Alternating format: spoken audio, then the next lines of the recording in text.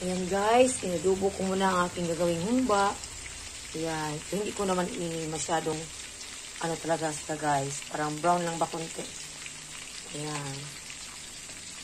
Ayan siya. Mamaya-maya, tintahan ko na ito guys. Ayan. Ayan guys, brown na ang kanyang kulay. Kaya pwede na siyang ihumba. Ayan.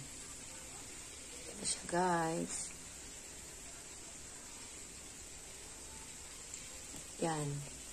Yan ang pwede na ihumba natin.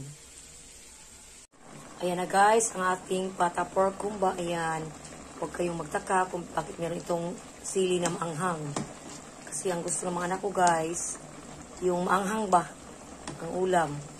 Yan. Kasi sinanay ko sila ng mga pagkain merong sili. Kasi very good yan sa heart ang sili. Hindi lang too much. Yung sakto lang ba? Yan ang ating humba guys. Malapit na itong maluto pero malambot-lambot na siya. Ayan, napakasarap ito guys. Nilagyan ko siya ng pineapple slice, bell pepper at saka yung ano.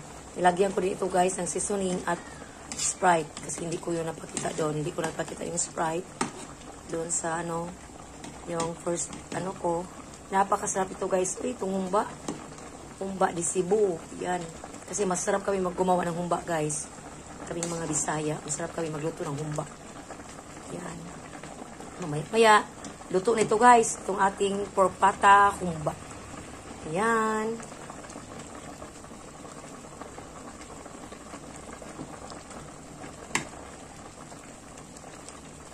At meron din dito guys, oh, yan. Yung luto ko para sa aking anak. Yan, iminit ko na siya kasi dadalhin ko dito sa bundok. Ayan. Yan na ang ating humba. Yan.